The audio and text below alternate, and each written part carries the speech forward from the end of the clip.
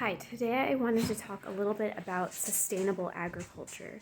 Um, I became interested in sustainable agriculture in my 30s, and previous to that, I had always been a hairstylist.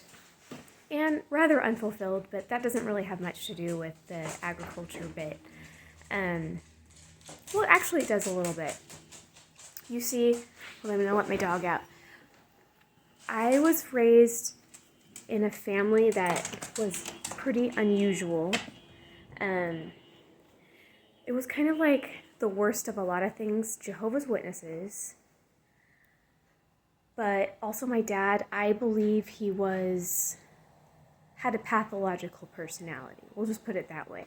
Was he a psychopath? Was he a narcissist? I don't know. I will say he was very charming and talented, but he utilized his kids to his advantage and without really us being a part of the decisions he made for us. And if we didn't go along with what he wanted us to do, he would just like boot us out. And he also turned us all against each other, and just those kinds of really pathological things that only people that have serious problems do those kinds of things to their own children. And I was always a little bit of the black sheep just because I wanted to get the fuck out of there. Not because I didn't love everyone, I just had that urge always to leave. and I did some things I did were crazy, like getting married at 18 and having a baby at 21 and I worked all through high school and I paid for my own beauty school, and not that I was interested in hair at all. I wasn't. I was desperate to leave. And so I think he really kind of had it out for me. Plus I have a twin sister, and I think that he didn't want us to partner up too much. So I think he kind of turned her on me too, but I can't really, I have nothing to back that up. But we started a business together, and basically my sister and I were doing everything, and my family was kind of living off of me and my sister. And I just didn't believe we were business partners because I never had seen a bank account, a tax paper, a business plan, nothing. So I just wanted, especially because he was always telling us what failures we were, and that he felt he was like an indentured servant to us and that kind of stuff. I mean, he was really putting that in our heads. And we were working so hard. And so anyway, eventually I met some farmers, and I learned about farming, and it really changed my perspective on the world. And I realized how unhealthy we all are because we don't value things that keep us alive, and we value things that in the scheme of things don't mean anything at all. And it just seeing the way food was produced and how perishable it is and how hard it is to cultivate, and it's just, why is it so cheap? I mean, that's a thing I couldn't understand. And then we're kind of told food should be free. Things that keep us alive and going should be free. And I realized how fucked up that was, and I thought that was a real problem we had in society. So I can't really dive into how sustainable or regenerative agriculture works. And I just saw it work, and I thought it was amazing. And it became something that was important to me, but my dad kind of spun it as in I was just a follower and just going on the next bandwagon kind of thing, and just nothing I did was ever taken seriously by anyone. And then when you get raised by someone like that, you become kind of brainwashed. I think all of my siblings became brainwashed from one degree to another.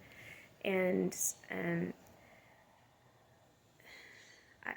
I had some separate issues with my sisters. For one thing, my oldest sister, she had a German Shepherd attack dog that bit me, and I was wearing a jacket and a sweatshirt and a t-shirt, and it still like took a big chunk out of my hip.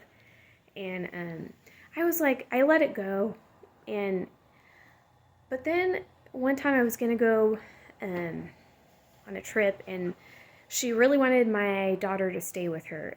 And I had already made arrangements for my daughter to stay with my mom, but she like made her case that she really wanted my daughter to stay with her. So I said, okay, but she can't be around your dog. And she promised me, and her husband was a cop, by the way. They promised me the dog would be kept away from my daughter. And then when I was out of town one night, I got a text message from my daughter that their dog was right by her face growling at her. So I text messaged my sister and said, if your dog bites my daughter, I'm going to sue you because you promised me this wouldn't happen. And she quit talking to me after that.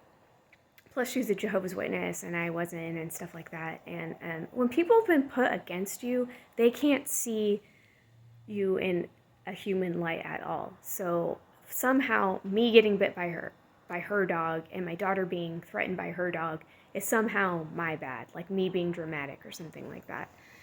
And then I also had some other issues with my other sister, and so my oldest sister, whose dog bit me, her dad died. We had different dads. And she had a piece of property that, and she knew I was really into this agriculture stuff, because me and my friends had started a CSA, which means community supported agriculture and stuff. And, you know, I didn't really know what the fuck I was talking about, but I was into it, you know. And so at the time that her dad died, and she hadn't spoken to me in years,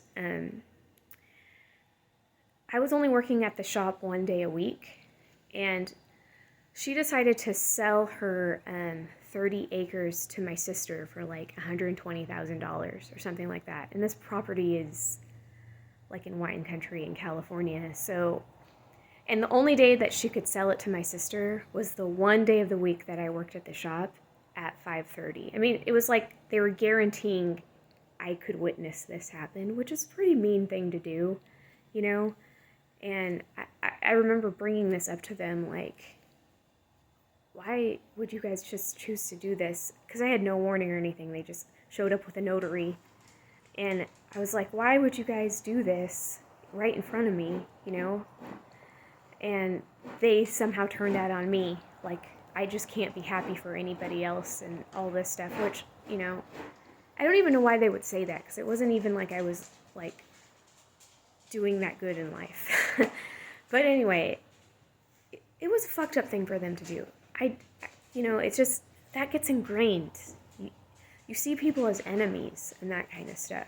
So they just saw me as an enemy, and I think if I were to ask them about them to this day, they wouldn't really admit what they were doing. They were intentionally having this deal happen in front of me. They wouldn't admit to that. But anyway, my sister that bought the property for pennies on the dollar decided that she wanted to plant truffles there, which are not proven to grow here yet, but they got a sweet deal on all these oak trees, and they were inoculated with a truffle spore. So potentially they could sell truffles if this works, and truffles are expensive crop. And then they built a barn, like this, they were building a barn and everything on this property. And then fucking Labor Day 2022, my sister was in this tragic accident where her dog crushed the left side of her face, particularly in the eye area. And so their property had to take a halt, and she had 4 surgeries last year, and I swear my life has just been so crazy since January 1st, 2020. It's just been a roller coaster ride. It's been insane.